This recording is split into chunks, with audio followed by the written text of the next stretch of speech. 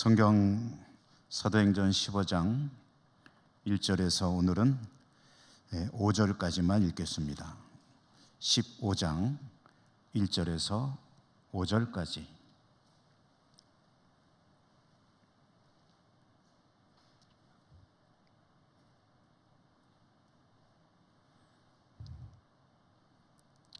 (1절에서 5절까지) 교독합니다. 어떤 사람들이 유대로부터 내려와서 형제들을 가르치되 너희가 모세의 법대로 할례를 받지 아니하면 능히 구원을 받지 못하리라 하니, 바울 및 바나바와 그들 사이에 적지 아니한 다툼과 변론이 일어난지라. 형제들이 이 문제에 대하여 바울과 바나바와 및 그 중에 몇 사람을 예루살렘에 있는 사도와 장로들에게 보내기로 작정하니라. 그들이 교회 전송을 받고 베니게와 사마리아로 다니며 이방인들이 주께 돌아온 일을 말하여 형제들을 다 크게 기쁘게 하더라. 예루살렘에 이르러 교회와 사도와 그들에게 영접을 받고 하나님이 자기들과 함께 행하신 모든 일을 말하며, 바리새파 중에 어떤 믿는 사람들이 일어나 말하되 이방인에게 할례를 행하고 모세의 율법을 지키라 명하는 것이 마땅하다 하니라. 아멘.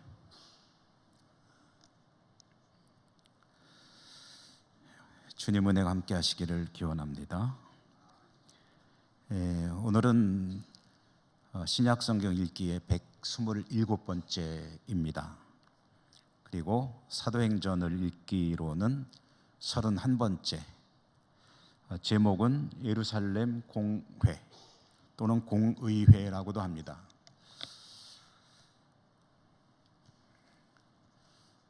사도행전을 분량으로 보면, 양으로 따져보면 이제 절반쯤 읽었습니다. 그리고 오늘 이 15장의 말씀이 내용적으로도 굉장히 중요한 하나의 전환점이 되는 그런 대목이기도 합니다. 절반쯤 읽었으므로 지금까지 내용을 좀 간략하게 정리해 보면, 주님께서 부활 승천하시고 성령이 임하셨고, 부활 승천하실 때 성령 임하시기 전이지만 주님께서는 이렇게 말씀하셨죠. 오직 성령이 너희에게 임하시면 너희가 권능을 받고 예루살렘과 온 유대와 사마리아와 땅 끝까지 이르러 내 증인이 되리라 하시니라. 아멘. 그래서 이 사도행전 1장 8절의 말씀이 사도행전 전체의 구도를 미리 계시하는 것이고, 그리고 지금까지의 교회 역사의 큰 어떤 틀을 보여주는 것이다. 성령이 임하시면서 사도들이 성령에 충만하여 권능을 받게 되었다. 성령의 충만함을 받은 제자들은 사람이 완전히 변했습니다. 바뀌었는데요, 가장 두드러진 모습은 사람들을 두려워하고 유대교 지도자들을 두려워하고 겁에 질려서 숨어있던 사람들이 밖으로 나와서 담대하게 복음을 증거했을 뿐 아니라, 고난을 또는 죽음이 무서워서 숨어서 지내던 사람들이 주님 때문에 고난받는 것을 즐거워하는 사람이 됐다. 그냥 즐거워야 하니까 즐겁게 억지로 즐거워지려고 하는 것이 아니라, 고난받는 것이 곧 자신들이 주님을 잘 믿는다는 증거로 받아들이며 즐거워했다. 그러니까 어떤 힘겨운 상황도 주님을 잘 믿는 것보다는 의미가 없는 거예요. 주님만 잘 믿고 있다고 스스로도 인정이 되면 다른 것은 다 어떻게 되든 상관이 없다. 주님만 잘 믿는다면, 그러니까 스스로가 생각해도 대견한 거죠. 스스로의 변화된 모습에 자부심을 갖는 거죠. 여러분, 우리가 무엇으로 자부심을 가질 수 있을까요? 여러분이 어떤 자부심을, 내 인생의 자부심을 갖는다면 무엇으로 자부심을 갖겠습니까? 사도들은, 성령에 충만한 이들은 무엇에 자부심을 느꼈냐면 주님을 잘 믿고 있다고 스스로도 인정할 수 있으니까 그게 너무 즐거운 사람들이 되었다.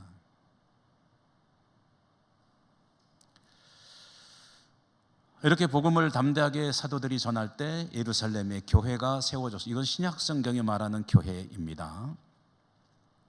교회가 세워지고 교회는 날로 든든히 서 갔습니다. 교회 내적으로 문제가 생기기도 했습니다만은 그런 문제들을 이겨낼 힘이 있었습니다.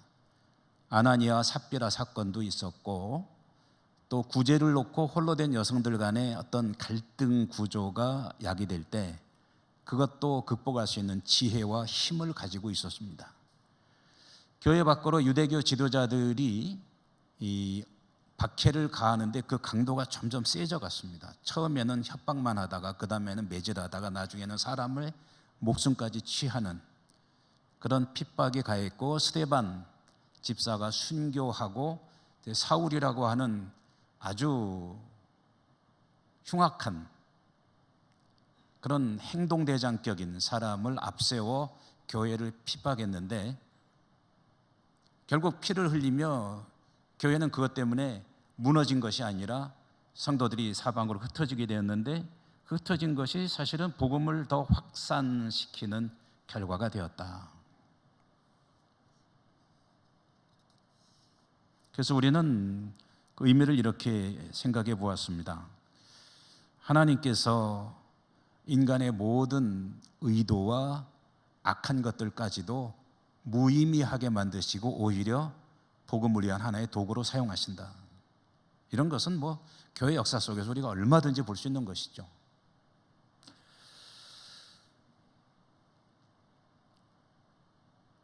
고넬료라고 하는 한 로마 백부장에게 복음이 전해지면서 이방인 선교, 이방 지역 선교의 전환점이 이제 이루어졌습니다. 그러면서 안디옥 교회가 예루살렘 교회보다 더 중요한 그런 이방 선교의 중심 교회로 등장하게 되고, 사울은 다메섹으로 가던 도중에 다메섹에 거의 도착했을 때 주님을 만나는 그런 경험을 하게 되고 이방 선교를 위한 종으로 택함 받게 되었습니다. 안디옥 교회가 이방 선교의 중심이 되고 안디옥 교회를 섬기던 바나바와 바울을 선교사로 파송하게 되고, 바울을 중심으로 본다면 제1차 선교 여행을 떠나서 1차 선교 여행을 성공적으로 마치고 안디옥 교회로 선교사들이 돌아왔습니다. 1차 선교 여행을 마친 그들은 일종의 안식 기간 겸 2차를 준비하는 기간도 되었을 것입니다. 그렇게 안디옥 교회에서 제자들을 양육하며 시간을 보내던 중, 여기까지가 이제 우리가 지난 31번 사도행전을 30번인가요? 31번인가요? 읽어오면서 본 내용들을 간략하게 압축한 것입니다. 이 큰 줄거리가 이렇게 진행이 됐고요. 이제 선교사들은, 바울과 바나바는 안디옥 교회에서 지내고 있었던 중인데 오늘 15장으로 넘어오니까 어떤 일이 벌어지게 되냐 하면은 15장, 어떤 사람들이 유대로부터 내려와서 형제들을 가르치되 너희가 모세의 법대로 할례를 받지 아니하면 능히 구원을 받지 못하리라 하니, 이제 한 사건이 벌어지는 겁니다.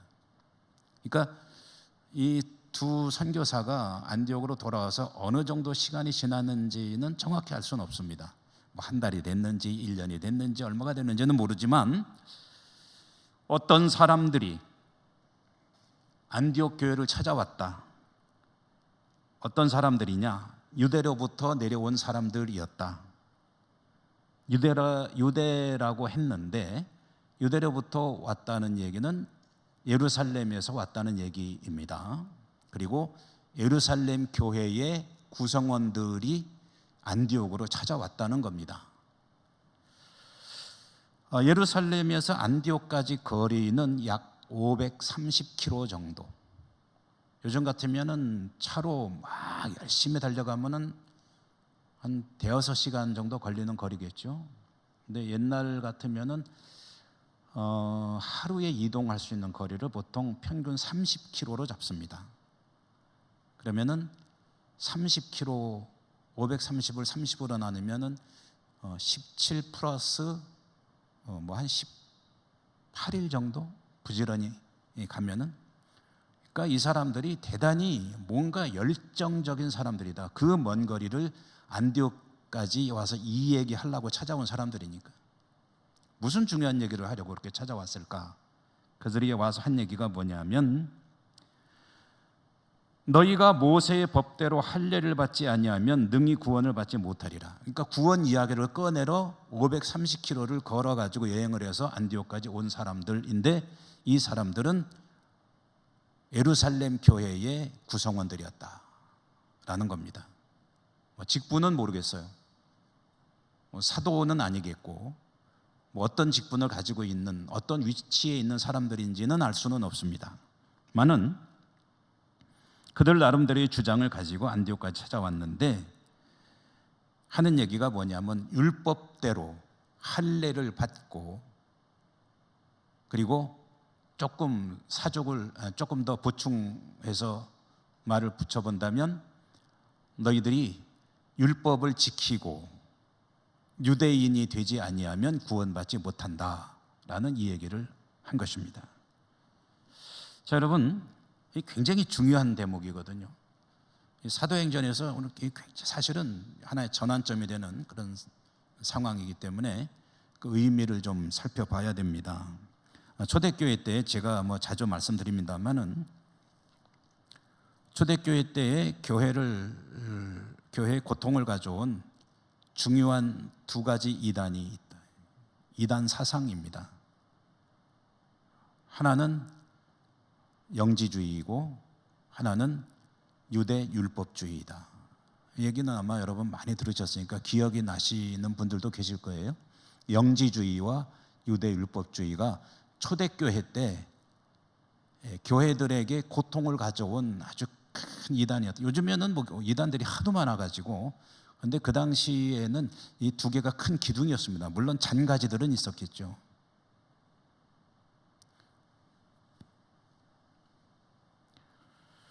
그럼 영지주의라는 건 뭐냐면은, 영지주의가 굉장히 복잡합니다. 그래서 한마디로 영지주의란 이런 것입니다 라고 설명하기는 참 어려운데, 그래도 가장 교회와의 관련성 속에서 대표적인 그런 영지주의의 주장을 여러분에게 간략히 말씀드려 보면,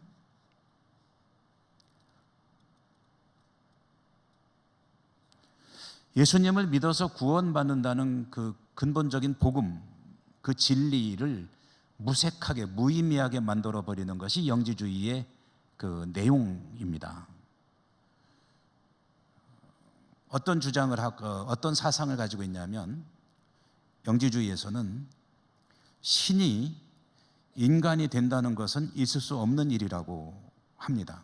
왜냐하면 신은 선한 것이고 인간은 악한 존재인데 어떻게 그 선한 신이 인간이 될 수가 있나? 이것은 근본적으로 불가능한 일이다. 이것이 영지주의의 중요한 내용 중에 하나이고, 교회의 관련성 속에서 우리가 주목해야 되는 그런 대목입니다. 신이 인간이 된다는 것은 있을 수 없는 일이다. 그러면 여러분, 뭐가 이제 부정되게 되는 겁니까? 신이 어떻게 인간이 되느냐? 그러니 성경의 사도들의 가르침 속에 있는 그 하나님의 아들이, 하나님이신 하나님의 아들이 인간이 되어 이 땅에 왔다는 것은 그건 있을 수 없는 일이다. 어떻게 사람이 돼? 그 거룩하고 고상한 신이 그 더러운 인간이 된다는 것은 불가능한 일이다. 말도 안 되는 소리다. 그게 성육신을 부인하는 겁니다. 성육신. 그러니까 인간이 되어 이 땅에 오신 하나님의 아들을 부인하기 때문에 그 하나님의 아들이 십자가에 죽었다는 것도 부인하게 됩니다. 그러면 거기 갈릴리가 아니고 뭐죠? 갈보리, 골고다에서 십자가에 못 박혀 죽으신 그분은 누구냐? 설사 그걸 인정한다 하더라도 그 십자가에 매달린 그 예수는 진짜가 아니고 가짜로, 사람들의 눈으로 볼 때는 달린 것 같지만 실제는 아니다 라고 주장을 한 겁니다. 그러니까 간단히 말하면 이 십자가를 부인하게 되는 것이고, 근본적으로는 성육신 자체를 부인하는 것이고, 나아가서 부활도 그게 있을 수 없는 일인 거죠. 그러니까 우리가 믿는 이 복음의 그 핵심 진리들이 전면 부인되게 되는 겁니다. 근데 이 영지주의가 묘하게 기독교 신앙과 섞이면서 이상한 이단이 돼가지고 교회에 들어와서 교회를 흔들어 놓는 그런 초대교회의 아주 문제가 큰 그런 이단이었고요. 그게 이제 영지주의이고요. 그게 하나가 있고, 또 하나는 뭐냐면 유대 율법주의였습니다. 유대 율법주의는 뭐냐면은, 또 간략히 좀 말씀드려보면, 유대 율법주의는 유대교가 아닙니다. 여러분, 유대교하고 혼동하시면 안 됩니다. 유대교는 유대교고, 유대 율법주의는 유대교의 유대 율법주의도 물론 있지만은 지금 여기서 말하는 것은 기독교 교회 내에 들어온 율법주의를 말하는 겁니다. 그러니까 예수님을 믿어요. 받아들입니다. 예수님을 믿는데, 십자가도 믿고 부활도 믿고 다 믿는데, 그런데 그 예수님만 믿어서 구원받는 게 아니라 모세의 율법도 같이 지켜야 된다라는 그런 사상입니다. 여러분 구원을 어떻게 받으시나요? 율법을 지키는 것이 구원에 필요합니까?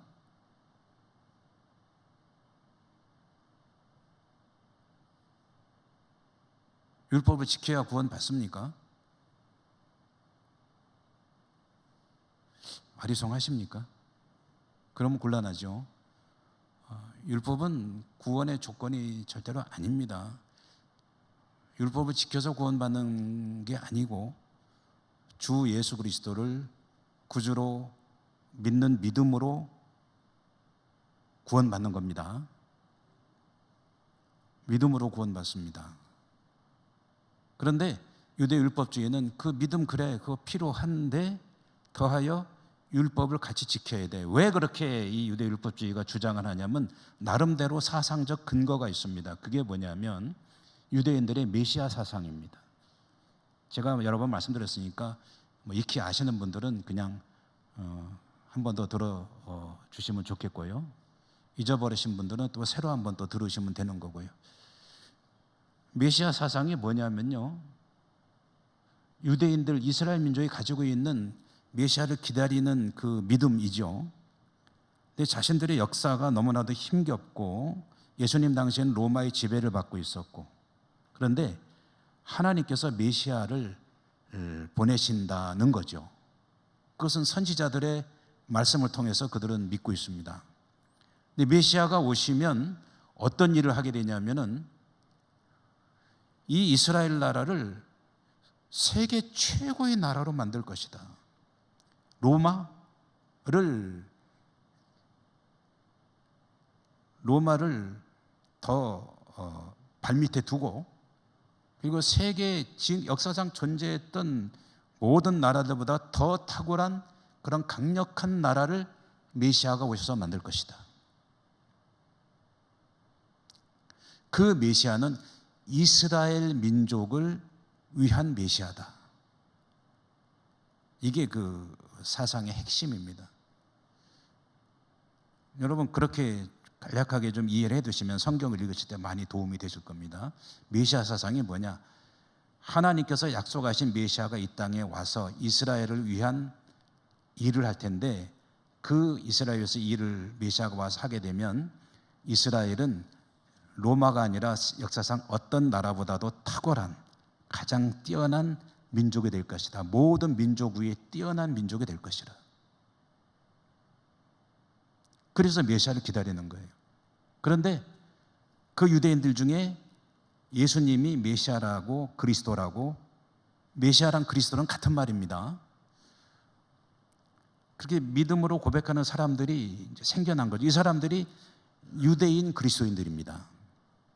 예루살렘 교회는 대부분 거의 100%라고 봐야 되겠죠. 유대인 그리스도인들이 교회를 이루고 있습니다. 그런데 그렇게 예수님을 믿는 그들 중에 지금까지 평생 가지고 있던 메시아 사상을 계속해서 간직하고 있는 사람들이 있습니다. 그러니까 예수님을 믿는데 예수님을 믿는 믿음 플러스 메시아 사상, 그러니까 거기에 어떤 게 있냐면은 이 메시아 예수 그리스도는 우리를 위한 메시아인데 우리는 누구냐면은 유대인을 위한 메시아다. 이스라엘을 위한 메시아다.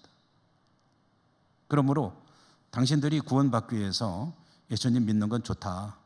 그런데 이 예수님이 이스라엘을 위한 메시아이기 때문에 당신들이 이스라엘 밖에 있으면은 해당 안 되는 거예요. 자격이 근본적으로 없는 거예요.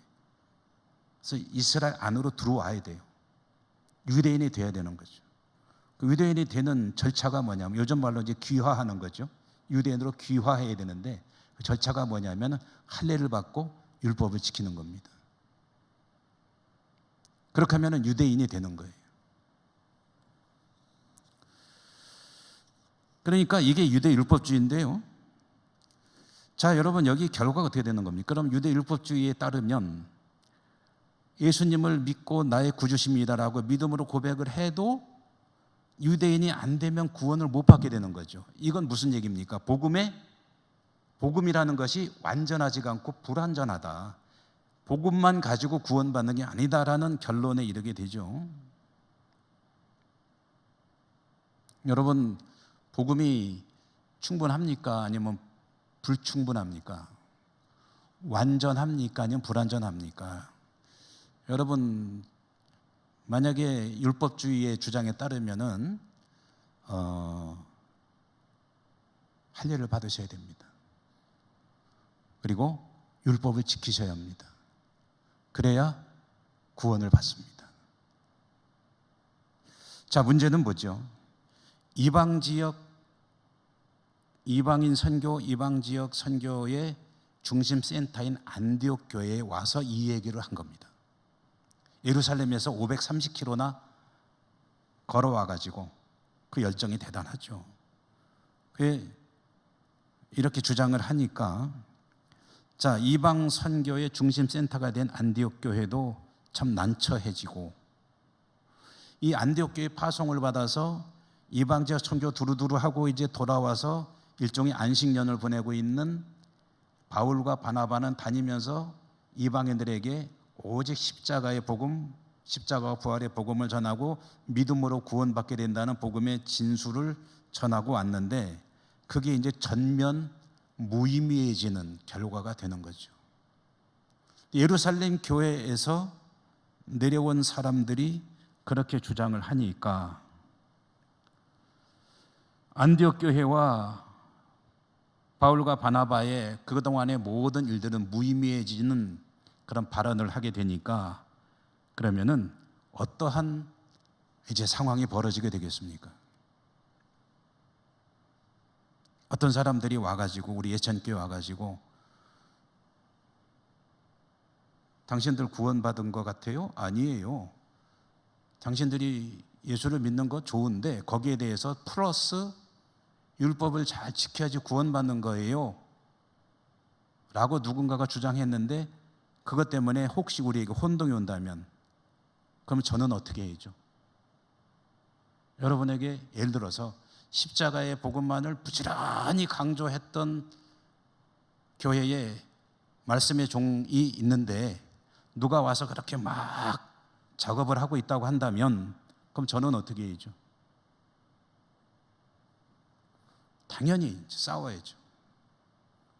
그래서 어떻게 됐죠? 2절에 보니까 바울 및 바나바와 그들 사이에 적지 아니한 다툼과 변론이 일어난지라. 이제 교회 이제 시끄러워진 거예요. 바울과 바나바와 이 유대에서 내려온 사람들과 이 문제를 가지고 계속해서 충돌이 일어나게 됩니다. 교인들은 바울과 바나바를 믿고 따르지만 예루살렘에서 왔다고 하니까 그 권위를 무시할 수가 없는 거예요. 예루살렘은 그래도 예수님께서 또 사도들이 활동하던 중심지이고 그 첫 번째 교회인 예루살렘 교회에 사람들이 와서 이렇게 말을 하니까 성도들이 이제 혼선을 겪게 되는 겁니다. 바울과 바나바 입장에서 보면 속이 터지는 거죠. 그동안에 그렇게 목이 터져라 외쳤건만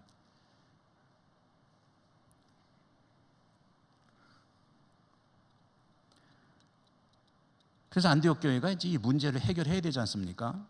해결하기 위해서 찾아낸 방안이 뭐냐면은 2절 말씀이 후반부에 보니까 형제들이 이 문제에 대하여 바울과 바나바와 및 그 중에 몇 사람을 예루살렘에 있는 사도와 장로들에게 보내기로 작정하니라. 아멘. 자, 이 문제를 그러면은 말하자면 일종의 권위 있는 사도들에게 또 교회 지도자들에게 장로들에게 사람을 대표단을 파송해 가지고 그 해석을 좀 받아보자, 들어보자. 요즘 말로 친다면 총회 본부로 대표단을 보내가지고 그 유권 해석을 받아보자, 이런 결정을 한 겁니다. 그러니까 바울과 바나바가 포함된 대표단을 구성해서 예루살렘으로 보내자. 이렇게 해서 바울과 바나바가 포함된 대표단이 구성이 됐습니다. 그래서 예루살렘 길로 또 530km를 떠나게 됩니다. 대표단은 오늘 성경에 보니까 3, 4절, 5절까지 내용 중에 특별히 3, 4절에 중도에 있는 교회들을 들렀다고 합니다. 교회들을 들르면서 이방 선교에 대한 결실들을 선교 보고를 하면서 갑니다.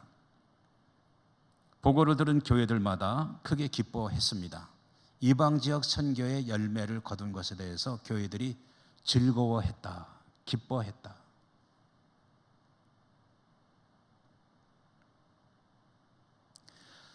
그래서 긴 여정을 은혜롭게 보내면서 이 대표단이 예루살렘에 도착했습니다.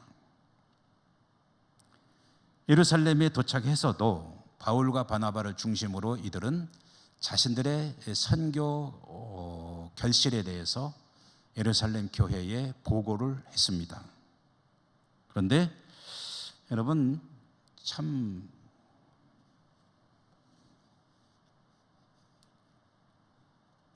씁쓸하다고 해야 될까요? 안디옥에서 예루살렘까지 가면서 도중에 페니키아, 베니게와 사마리아 지역을 통과하면서 그 지역에 있는 교회들에게 선교 보고를 했을 때 그 교회들이 선교 보고를 받고 굉장히 기뻐했다. 그런데 예루살렘 교회에 가서 보고를 했는데 예루살렘 교회가 기뻐했다는 말이 없습니다. 이거는 무슨 얘기냐면 지 교회들은 이방인 선교를 해서 열매를 거둔 것에 대해서 다 같이 즐거워하는데 첫 번째로 세워진 성령의 충만하심을 힘입어 세워진 예루살렘 교회가 선교 보고를 받았는데 그 선교 보고를 받고 반응이 없는 거예요. 기뻐했다는 말이 없잖아요.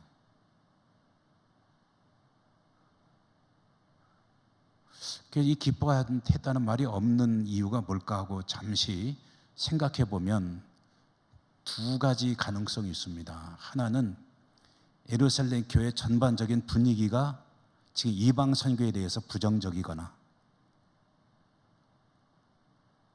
그럴 수 있습니다. 유대 율법주의의 본산지니까.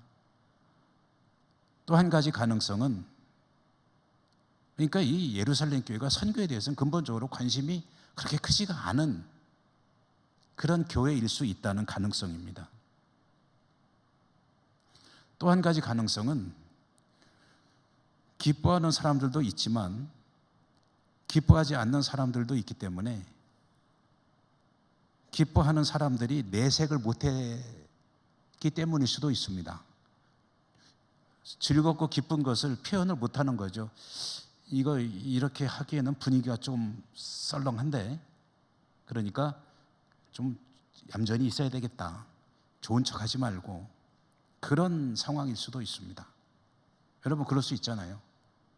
교회 내에 어떤 큰 두 개의 흐름이 있을 때 좀 이렇게 내색하는 것이 좀 조심스러울 때가 있지 않습니까? 아마 두 번째 쪽일 가능성이 더 높을 것 같습니다. 이건 제 생각입니다. 제 생각인데, 왜냐하면 그렇게 생각하는 근거는 뭐냐면, 이 선교 보고를 받았을 때 기뻐했다는 말은 없지만 기분 나쁜 사람들은 반응을 보였기 때문입니다. 오늘 말씀의 5절인데요. 5절 말씀 보면, 바리새파 중에 어떤 믿는 사람들이 일어나 말하되 이방인에게 할례를 행하고 모세 율법을 지키라 명하는 것이 마땅하다 하니라. 아멘. 자, 여러분, 상황을 좀 이렇게 정리를 하면서 말씀을 진행을 하십시다. 안디옥 교회 대표단이 가가지고 바울과 바나바가 포함된 그동안의 이방인 선교에 대해서 보고를 했을 때 좋아하는 사람도 있었겠지만 그것만 가지고는 안 된다라고 주장하는 사람들이 있었는데, 안디옥 교회까지 내려와서 말했던 것과 똑같은 주장을 하는 사람들이 지금 예루살렘 교회에 있는 겁니다. 있는데 이 사람들이 어떤 사람들이냐고 보니까 바리새파 중에 라고 했습니다.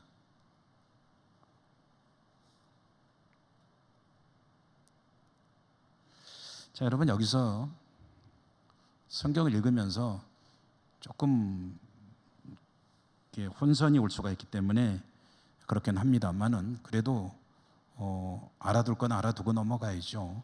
여기서 바리새파라고 했는데, 그럼 바리새파가 교회에 있었느냐 하면 그건 아닙니다. 바리새파는 유대교의 한 종파입니다. 유대교 중에 바리새파가 있는 겁니다. 교회에는 바리새파가 없습니다. 오해하지 마시기 바랍니다. 교회 내에는 바리새파라는 파가 없습니다. 바리새파 그러면, 바리새인 그러면 유대교를 말하는 겁니다. 유대교에 바리새파도 있고 사두개파도 있고, 그리고 무슨 대제사장 뭐 이런 사람들 중심으로 하는 그런 어떤 헤롯 당도 있고, 뭐 이런 여러 가지 종파들이 있는 거지, 교회에는 바리새파가 없습니다. 공식적으로는 바리새파가 없습니다. 그럼 여기서 바리새파라는 건 뭐냐 하면은요, 유대교의 바리새파를 가리키는 게 아니라 교회 내에 과거에는 바리새인이었다가 복음을 받아들이고 회심한 사람일 수 있고요, 과거의 바리새인은 아니었지만 바리새파의 사상을 따르는 그런 사람일 수 있고요. 그러니까 여기서 말하는 바리새파는 우리가 알고 있는 그 바리새인들을 가리키는 게 아니라 교회 내에 존재하는 율법주의에 상당히 집착하고 있는 사람들이라는 의미로 이해를 해야 맞습니다. 그러니까 과거에 바리새인이었던 사람이 주님을 믿고 받아들여서 회심은 했는데 평생 살아온 생각이 그게 쉽게 바뀌는 게 아니거든요. 율법주의를 가지고 살아온 사람이 어느 순간 은혜 한번 받았다고 그래가지고 확 바뀌느냐 하면 그건 아닙니다. 잠깐 바뀌는 것 같다가 얼른 제자리로 돌아가는 경우가 더 많다고 말하고 싶지는 않은데 만만치 않게 있습니다. 그리고 과거의 바리새인은 아니었다 할지라도 바리새적인 그런 고착된 사상을 가지고 유대 율법주의적인 그 생각을 쉽사리 변하지 않는 사람,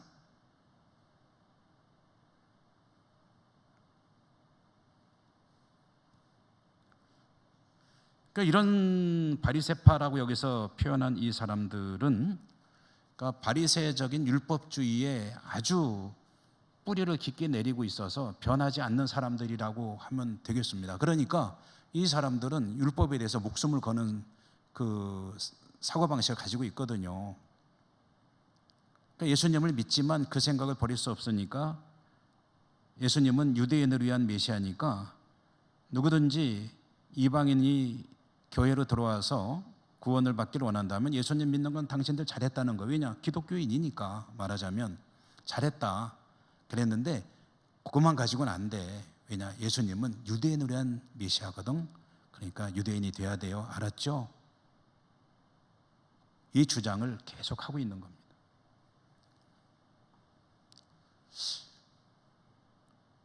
좀 엉뚱한 이야기를 좀 해볼까요? 예수님은 우리 한민족을 위한 예수님이야. 그래서 외국에서 이제 살다가 전도받아서 교회에 나온 분한테 예수님은 우리 한민족을 위한 예수님이기 때문에 당신 구원받으려면은 우리 대한민국 국민으로 귀화를 해야 돼. 라고 한다면은 얼마나 웃기는 이야기입니까? 말도 안 되는 소리죠. 예수님이 유대인의 메시아다? 그거랑 똑같은 이야기입니다. 그들은 그렇게 주장하는 거예요. 구약 성경에 의해서 그렇게 주장을 하는데 구약 성경에는 그렇게 나와 있지 않습니다. 근데 그들은 그렇게 이해를 합니다. 구약 성경의 메시아는 유대인을 한 메시아가 아니에요. 그런데 그들은 그렇게 해석합니다.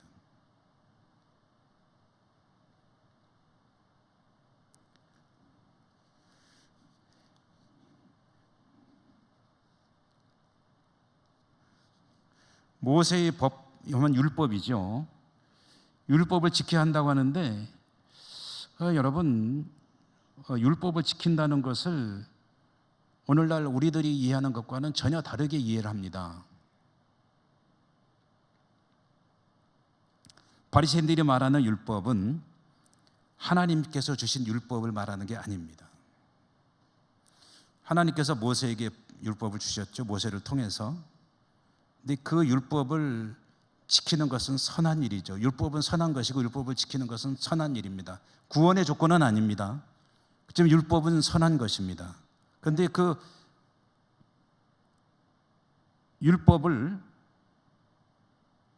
주님은 율법을 부인하신 적이 없습니다. 율법을 가볍게 여기신 적도 없습니다. 대표적으로 마태복음 5장 17절에 보면 내가 율법이나 선지자를 폐하러 온 줄로 생각하지 말라. 폐하러 온 것이 아니요 완전하게 하려 함이라. 하나님 주신 율법은 완전해야 된다는 거예요. 그러면 지금 완전치 못하다는 얘기 아닙니까? 바리새인들 중심으로 하는 유대인들의 율법은 왜 완전하지 못하겠습니까? 사람의 생각이 엉뚱하게 거기에 해석이 들어가고 하면서 하나님 주신 율법이 아니라 이상한 율법으로 변질이 되어버렸기 때문입니다. 바리새파의 율법은 동기는 좋은 건지 모르겠어요. 잘 지키고 싶어서 그렇게 했다고 설사 쳐주더라도 그들의 율법은 하나님의 율법을 주신 의도는 어디로 갔는지 사라져버리고 율법의 형식, 외형에만 집중하고 있었습니다. 대표적인 게 뭐냐 하면은 안식일에 관한 규정들입니다. 안식일이 뭐냐? 안식일을 기억하여 거룩히 지켜라. 안식일에는 뭐 일을 하지 않아야 된다고 생각한 거죠. 그러니까 사람이 죽어가도 살리면 안 되는 거예요. 병을 치료하면 안 되는 거예요. 예수님 뭐라고 그랬습니까? 병자를 치료할 때 왜 안식일에 병자를 치료하느냐라고 문제 제기를 하니까 그때 안식일에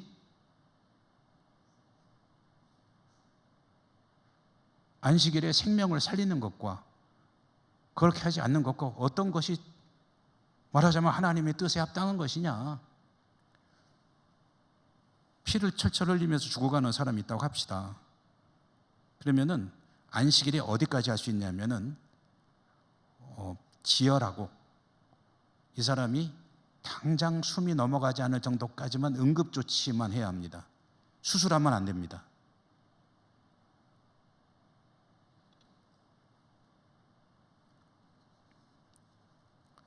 안식일에는 불을 피우면 안 되기 때문에 이것은 이제 유대인들이 만든 율법이거든요. 구체적인 실천 강령입니다. 안식일에는 불을 피우면 안 되기 때문에 밥도 하면 안 돼요. 여성들은 좋아할지 모르겠어요. 밥하려고 불 켜면 안 됩니다. 그 다음에 전깃불도 켜면 안 돼요. 아니, 켜는 건 상관없었는데 내가 전깃불 켜려고 스위치를 딱 누르면 안 돼요. 불 켜는 거니까. 그럼 어떻게 불 켜야 돼요? 불 켜려면 유대인 아닌 유학생 불러가지고 이보시오, 우리 집에 잠깐 오시오. 그래가지고 왜요? 이 전기 스위치 좀 눌러달라고. 엘리베이터 타면은 그 작동시키는 단추 좀 눌러달라고. 그러니까 이 형식에 치우쳐가지고 이 경건하고는 아무 상관없는 거거든요. 우리의 가치관으로는 이해가 안 되는 일들이죠.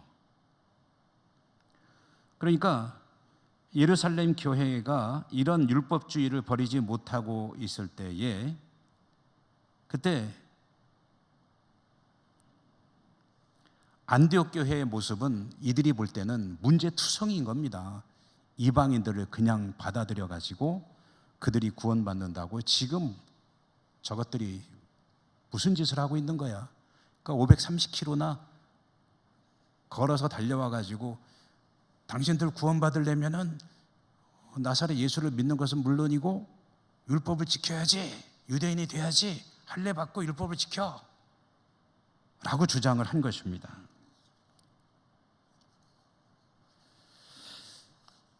그러니까 이제 이방인들에 대한 할례 요구는 이방인들을 받아들이냐의 문제는 아니었습니다. 이방인들은 받아들일 수 있지만 그러나 어떻게 받아들일 것이냐에 대한 문제였고요.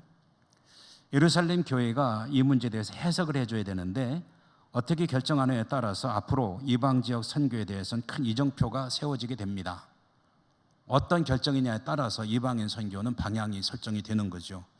만약에 유대 율법주의가 그쪽으로 방향이 설정이 된다고 한다면 이방인 선교는 대단히 어려워질 것입니다.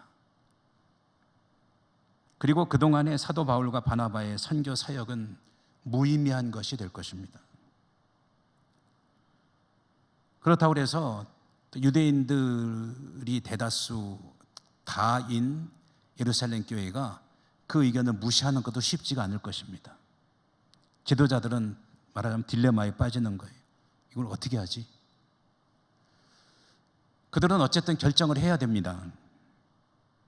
그래서 이 문제를 결정하기 위해서 회의가 열리게 됩니다. 이 회의를 교회 역사상 최초의 교회 지도자들의 회의이기 때문에 예루살렘 공회라고 부릅니다.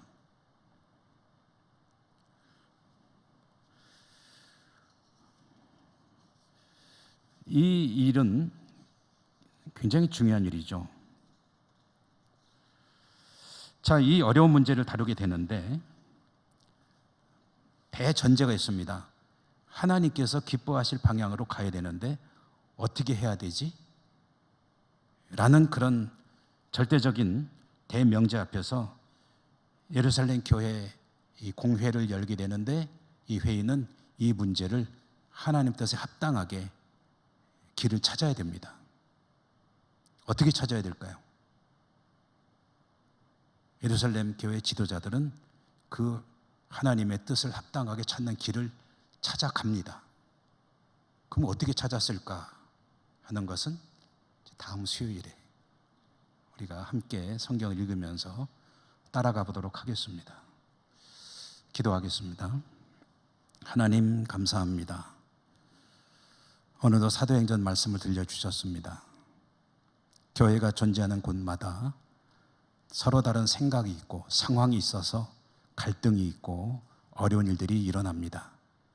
그런 중에도 절대적인 하나의 대전제, 명제, 과제는 무엇이 하나님의 뜻에 합당한 것인가를 찾아가는 것일 것입니다. 이 말씀을 통해서 저희들이 하나님의 뜻을 찾는 데 지혜를 얻게 하시고 우리 예천교회가 하나님 뜻에 합당한 그런 교회로 더 성숙해가는 그런 은혜가 있게 하여 주시옵소서. 예수님 이름으로 감사하고 기도드립니다. 아멘.